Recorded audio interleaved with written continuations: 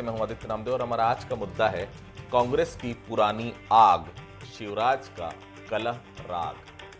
कुछ तो बात होगी ना जिसकी वजह से एक बार नहीं, दो बार नहीं, बार बार कांग्रेस के अंदरूनी कलह को हवा मिल रही है। छत्तीसगढ़ में तो चर्चाएं होती थी, अब दिल्ली से आए शिवराज सिंह ने भी कह दिया है कि भूपेश बघेल और दीपक बैज में खींचतान चल रही है। शिवराज सिंह चौहान ने जो कुछ कहा वो सिर्फ एक राजनीतिक तंज नहीं है, बल्कि कांग्रेस के भीतर चल रही उस खींचतान की ओर इशारा है जिसे पार्टी खुले तौर पर स्वीकार नहीं करना चाहती। पहले कका और बाबा के बीच विवाद था, अब प्रदेश अध्यक्ष और पूर्व मुख्यमंत्री के बीच खींचतान है। यह टिप्पणी सीधे सीधे कांग्रेस के नेतृत्व ढांचे पर सवाल खड़े करती है। सवाल यह नहीं कि शिवराज ने क्या कहा, सवाल यह है क्या उन्होंने जो कहा वह जमीनी सच्चाई से पूरी तरह जुदा है। पहले रिपोर्ट देख लेते हैं, फिर चर्चा को हम आगे बढ़ाएंगे। छत्तीसगढ़ की सियासत में आजकल मुद्दों से ज्यादा चर्चा की कला है। बीजेपी कांग्रेस की पुरानी गुटबाजी को हवा दे रही है तो कांग्रेस बीजेपी के अंदर की खींचतान गिना रही है। आरोपों के इस अखाड़े में न किसान दिख रहा है, न युवा और न ही महंगाई, बस दिख रहे हैं सियासी आग और राग। छत्तीसगढ़ कांग्रेस में गुटबाजी कोई नई नहीं है, कभी कका बनाम बाबा तो कभी संगठन बनाम सरकार। अब आरोप है कि प्रदेश अध्यक्ष और पूर्व मुख्यमंत्री के बीच खींचतान खुलकर सामने आ चुकी है। बीजेपी इसी पुरानी आग को कुरेदते हुए कांग्रेस पर नेतृत्व संकट का ठप्पा लगा रही है। केंद्रीय मंत्री शिवराज सिंह चौहान ने इसी आग में सियासी घी डाल दिया। कांग्रेस का काम सरकार के हर अच्छे काम का विरोध करना है और आपस में लड़ना है। पहले काका बाबा लड़ते थे, अब अध्यक्ष और पूर्व मुख्यमंत्री लड़ रहे हैं। कार्यकर्ता पिस रहा है बेचारा, उस पर क्या मैं टिप्पणी करूं। शिवराज के तंज के बाद कांग्रेस ने पलटवार करने में देर नहीं की और बीजेपी की अंदरूनी राजनीति की पर्दे खोलकर रख दी। प्रदेश अध्यक्ष दीपक बैज ने सवाल उठाया कि शिवराज के खुद के मध्य प्रदेश में क्या हाल है। उन्होंने वरिष्ठ नेताओं की अनदेखी और संगठन में बढ़ते असंतोष पर भी जमकर निशाना साधा। बैज ने कहा कि बीजेपी को न किसान दिखाई दे रहा है न छत्तीसगढ़ की जनता, उन्हें बस कांग्रेस की कलह दिखाई दे रही है। चाहे बृजमोहन अग्रवाल जी की बात करें, चाहे अमर अग्रवाल जी की बात करें, चाहे अजय चंद्राकर जी की बात करें, इन लोग साथ क्या बर्ताव कर रही है वो सबको पता है। शिवराज सिंह चौहान जी अगर शायद किसानों का धान खरीदने को लेकर छत्तीसगढ़ में बात करते तो शायद किसानों का भला होता, लेकिन उन्हें किसानों की चिंता नहीं है, उन्हें कांग्रेस की चिंता है। हकीकत यह है कि कांग्रेस की पुरानी गुटबाजी आज भी जिंदा है तो बीजेपी की अंदरूनी खींचतान पूरी तरह छिपी नहीं है। एक दूसरे पर उंगली उठाती ये दोनों पार्टियां अपने घर के झगड़ों से नजरें चुरा रही हैं। मतलब साफ है, जनता के मुद्दे हाशिए पर है और छत्तीसगढ़ की सियासत कलह के अखाड़े में बदलती जा रही है। शिखर देवांगन, बंसल न्यूज, रायपुर। कांग्रेस लंबे समय से गुटों में बटी नजर आती रही है।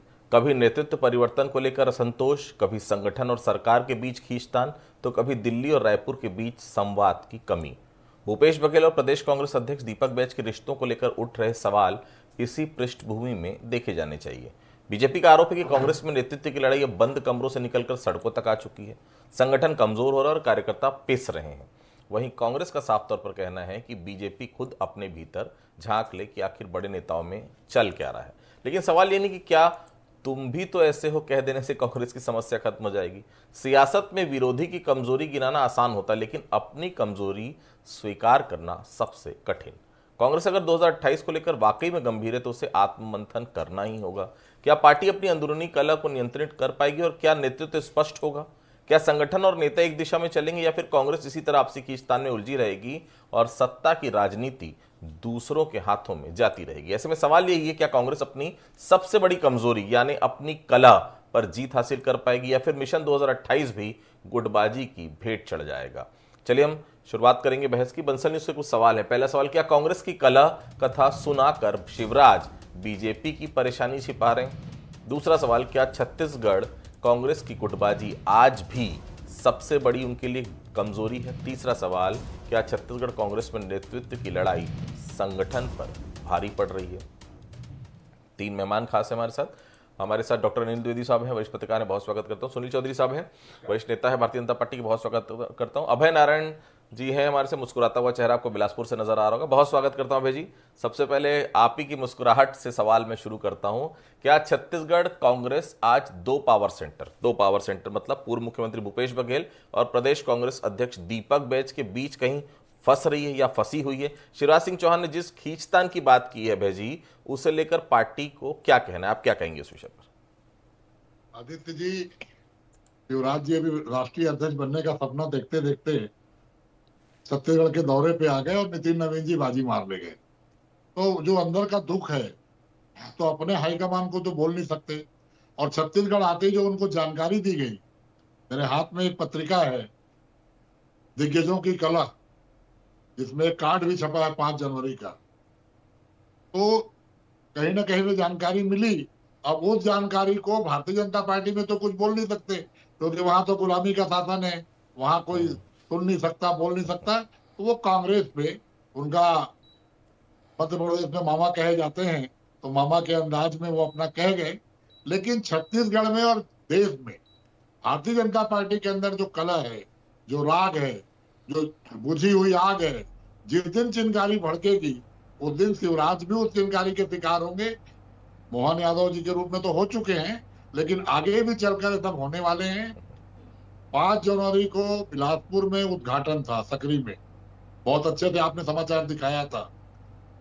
सारी तैयारियां हो गई थी, मुख्य अतिथि पहुंचने वाले थे कि दिल्ली से फोन आता है प्रोग्राम कैंसल, केवल इसलिए कि अरुण साहू जी के कार्यक्रम में तोखन साहू जी का नाम नहीं था, अरुण साहू जी के कार्यक्रम में अमर अग्रवाल का नाम नहीं था, अरुण साहू जी के कार्यक्रम में धर्मलाल कौशिक का नाम नहीं था।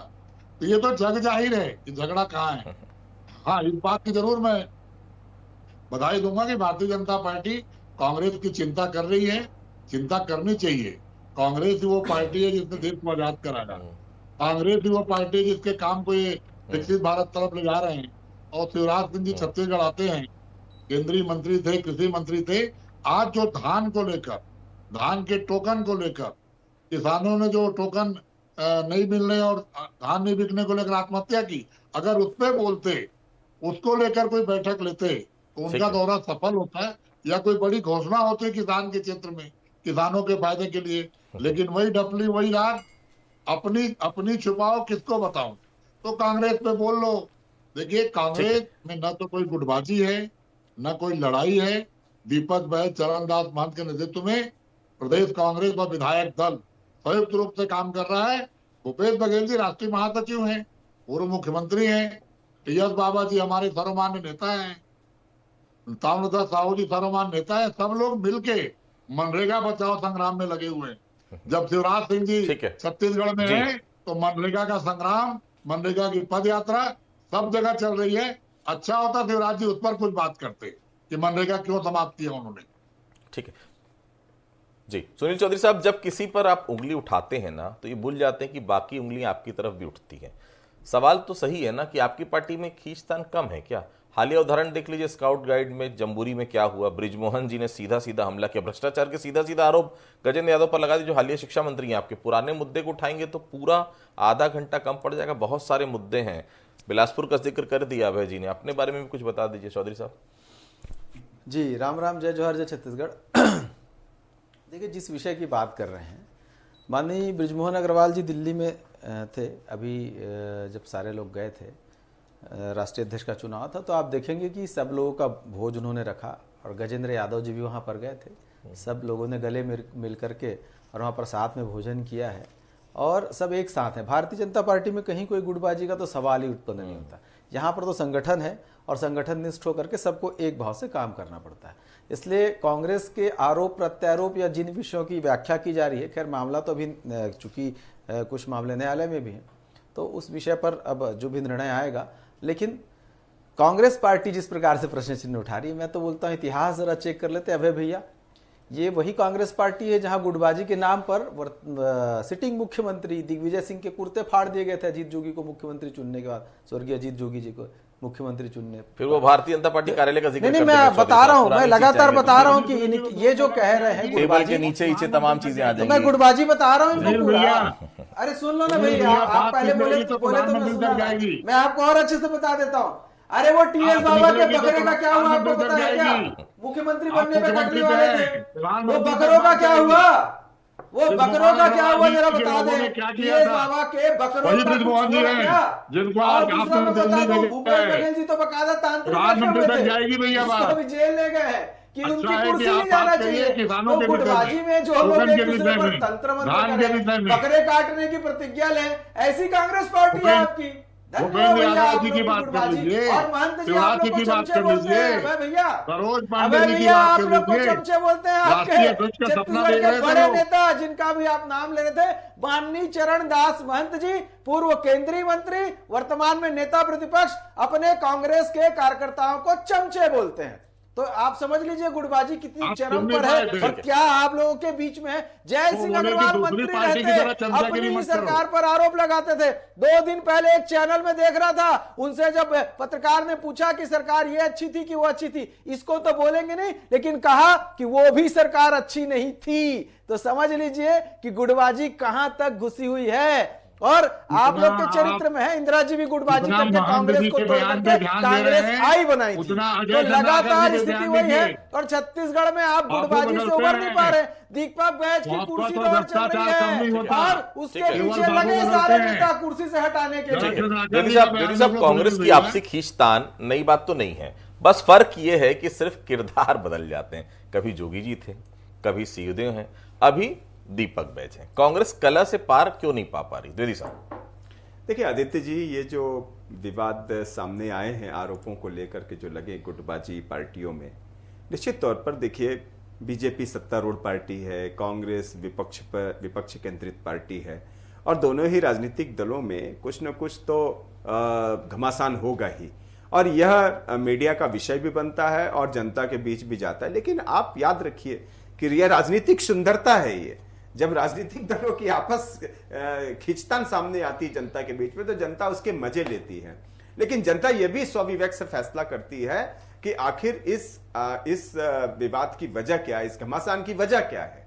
मुझे याद है कि मुक्ति बोध बहुत बड़े साहित्यकार थे, अपने छत्तीसगढ़ के, देश विदेश में नाम रोशन किया। मुक्ति बोध ने कहा था कि तुम्हारी पॉलिटिक्स क्या है बॉस। ये जो आरोप लगते हैं, ये आरोप तो दोनों ही राजनीतिक दलों में लगे। इतना जरूर है कि जब हम इसके आधार बीज को देखते हैं, तो बीजेपी आप देखिए कि बनने के बाद वो कभी बटी नहीं। आज इतने सालों से, 50 सालों से बीजेपी की पॉलिटिक्स चल रही है, और वो इसमें माहिर है कि उसके अंदर के जो गुटबाजी होती है, जो अंदर घमासान होता है, उसका वो मैनेज करती है। और जो लोग पार्टी से बाहर चले गए या पार्टी से बाहर का रास्ता दिखा दिया, उनका अस्तित्व भी क्या रहा सब जानते हैं।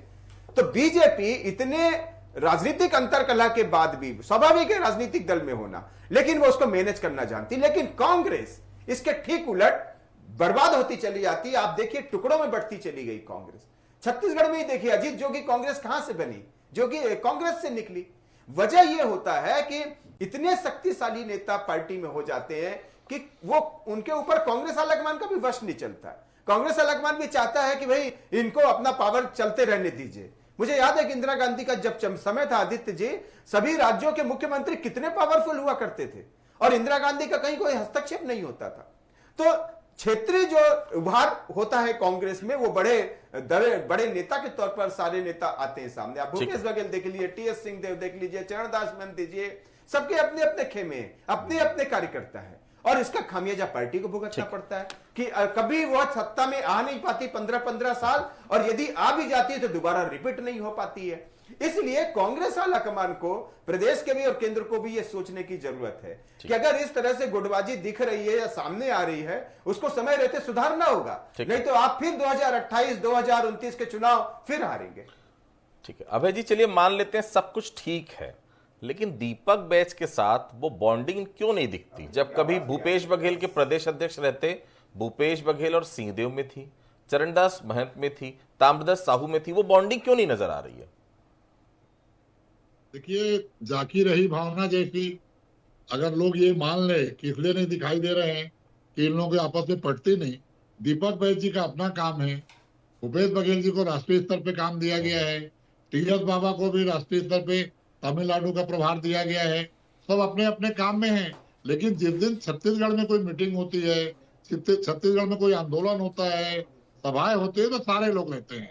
और दीपक बैठ नौजवान अध्यक्ष हैं, पूरी ऊर्जा के साथ काम कर रहे हैं और सारे जो सीनियर लोग हैं उनके साथ खड़े हैं, उनको साथ दे रहे हैं, उनके कार्यक्रमों में भाग ले रहे हैं। जहां तक पुराने इतिहास की बात एक पत्रकार महोदय कह रहे थे, तो भारतीय जनता पार्टी के इतिहास तो झंडा बदलने से लेके, चुनाव चिन्ह बदलने से लेके, पार्टी का नाम बदलने तक है। वो तो सत्ता के लिए जनसंघ से जनता पार्टी होते हैं, जनता पार्टी से भारतीय जनता पार्टी होते हैं, कभी मुस्लिम लीग के साथ जाते हैं, कभी कश्मीर में जाते हैं, कभी शिवसेना के साथ जाते हैं, कभी विरोध में जाते हैं। तो वो सत्तारूढ़ पार्टी है। कांग्रेस विचारधारा की पार्टी है, कांग्रेस विचारधारा के साथ चलती है। कांग्रेस सत्ता के लिए कोई परिवर्तन नहीं करती। कांग्रेस के पास लोग आते हैं, कांग्रेस किसी के पास नहीं जाती। आप लोग बनाते थे, 28 में बनाते थे, 18 से बुरा हाल होने वाला है। मत बोलिए, आज चुनाव कराइए, झूठी बात आज मत करिए। किसान कहाँ खड़ा है, आप लोगों को कुछ नहीं आज पता है। एक मिनट पूछ रहे थे अभय जी, कब बता दीजिए मुस्लिम लीग के साथ कब बीजेपी ने सरकार बनाई थी या जनसंघ ने बनाई थी, बताइए, बता दीजिए जी उभय जी, बता दीजिए प्लीज। 77 में जनसंघ को विलय कर दिया गया जनता पार्टी में, मोरारजी प्रधानमंत्री बने। अरे मुस्लिम लीग के साथ याद कब होगा। सरकार बना थे, बताओ। 80 में आप फिर भारतीय जनता पार्टी बन गए। कश्मीर में आप मुफ्ती मोहम्मद महबूबा के साथ जाते हैं। क्या है ये पूरा का पूरा रिकॉर्ड है सत्ता के लिए। आज 240 सांसद में कितने सांसद इनके प्योर हैं? 108 सांसद कांग्रेस और दूसरी पार्टियों से गए हुए लोग हैं। आज आसाम के मुख्यमंत्री कौन से पार्टी से आए हैं, बता दीजिए आप। कांग्रेस से लोग जाते क्यों हैं? महाराष्ट्र में आप कितने साल सरकार में हैं, ऐसे ही बता आप दीजिए आप। चमचे बोलते हो तो बेचारे क्या करेंगे? स्वाभिमानी कार्यकर्ता चले जाते हैं, स्वाभिमानी कार्यकर्ता चमचा बोल करके तो कांग्रेस में रहेंगे। राहुल गांधी जी के डॉग की बिस्किट तो खाने के लिए बैठेंगे नहीं। अपनी विचारधारा, जो उनका कुत्ता बिस्किट खा रहा है हैं। वो उनके कार्यकर्ता खा ले, इसलिए वो पार्टी को छोड़ते हैं। उनको जहां लगता है मेरा आत्मसम्मान, मेरा स्वाभिमान जहां बचेगा वहां जाते हैं। राष्ट्रीय अध्यक्ष का सपना दिखाया। ठीक है चौधरी साहब, एक बात बताइए, ब्रिजमोहन अग्रवाल, अमर अग्रवाल और अजय चंद्राकर जैसे वरिष्ठ नेताओं को हाशिए पर डालना क्या बीजेपी की आंतरिक कला नहीं? क्योंकि आरोप तो आप पर भी है कि आप लोगों ने भी बड़ी चतुराई से बड़े जो छत्रप है उनको साइड कर दिया, किसी को दिल्ली भेज दिया, किसी को मंत्री पद नहीं दिया, कुल मिलाकर अगले चुनाव के लिए इशारा कर दिया कि भैया अपना अपना देख लो। चौधरी साहब देखिए, भारतीय जनता पार्टी लगातार अन्य दलों से अलग क्यों दिखाई देती है? क्योंकि हम बहुत आगे की सोच करके चलते हैं। माननीय जितने भी वरिष्ठ नेता है वो सब हमारे वरिष्ठ नेता, जो हमारे नेता है वो नेता है। देखिए, माननीय ब्रिजमोहन अग्रवाल जी सांसद है, माननीय अमर अग्रवाल जी अभी आप देखेंगे कि जो बजट का आने वाला उस कमेटी के वो हमारे जो संगठन के प्रमुख उनको बनाए हैं। अजय चंद्राकर जी को लगातार दायित्व था, मीडिया के प्रमुख जो वो काम कर रहे थे। सबकी आवश्यकता है, पार्टी सबको समय समय पर जिम्मेदारी देती है, लेकिन एक महत्वपूर्ण बात यह है कि पीढ़ियों के जब परिवर्तन होते तो नई पौध को भी तैयार करना पड़ता है। तब आपकी पार्टी जो है चरावेती आगे की ओर बढ़ती है।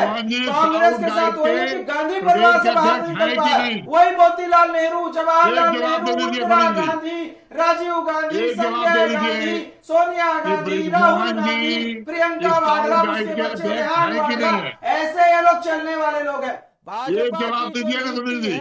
वो ऐसी है कि सब लोगों को नेतृत्व मिले। हमारे राष्ट्रीय अध्यक्षों को देखो, आप हमारे प्रदेश अध्यक्षों को देखो, हमारे संगठन में काम करने वाले लोगों को देखो, हमारे सरकारों में काम करने वाले लोगों को देखो, लगातार नए हमारे तो राष्ट्रीय अध्यक्ष भी 45 साल के हैं। कांग्रेस सोच सकती है कभी गांधी परिवार से बाहर, इनके तो राष्ट्रीय अध्यक्ष खड़गे जी कहते हैं कि मुझे तो सोनिया जी ने बनाया, और वहीं मोदी जी कहते हैं कि माननीय नितिन नवीन जी जो पार्टी के अध्यक्ष बने हैं वो मेरे बॉस है। ये बहुत बड़ा अंतर है कांग्रेस और भारतीय जनता पार्टी में। कांग्रेस का छत्तीसगढ़ में देश की दुर्गति का यही कारण है।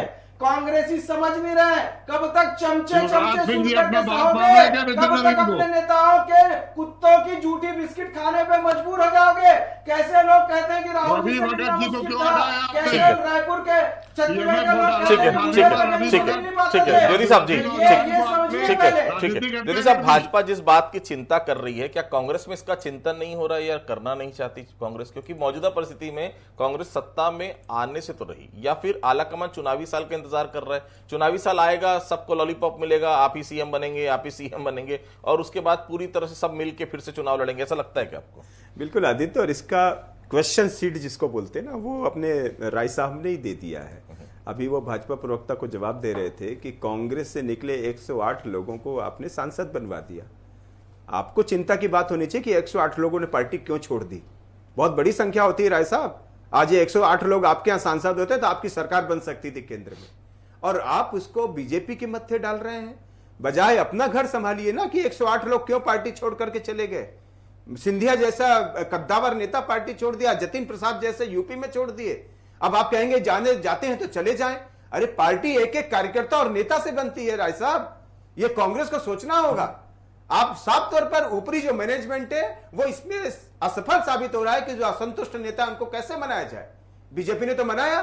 यदि आप कह रहे हैं कि बृजमोहन अग्रवाल गजेंद्र यादव की लड़ाई चली तो उसने 10-15 दिन में दिखा दिया कि पार्टी का प्रेशर क्या होता है। दिल्ली में बृजमोहन अग्रवाल ने दी डिनर पार्टी, और अभी जब शिवराज सिंह चौहान बंगले में आए बृजमोहन जी के तो गजेंद्र यादव वहां पे उपस्थित थे। तो बीजेपी ने दिखा दिया कि लड़ाइयां अपनी जगह है लेकिन मैनेजमेंट अपनी जगह।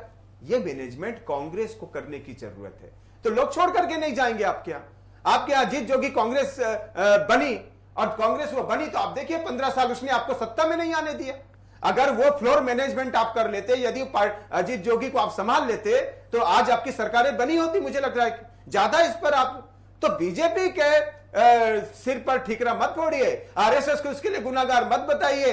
अपनी जमीन देखिए, अपने अंदर झांकिए कि कमजोरियां कहां हैं। 2003 में जिसको आपने लॉन्च किया प्रधानमंत्री के लिए, आज 24-25 साल हो गए। देखिए आप न खुद बन पा रहे, न पार्टी सत्ता में आ पा रही है।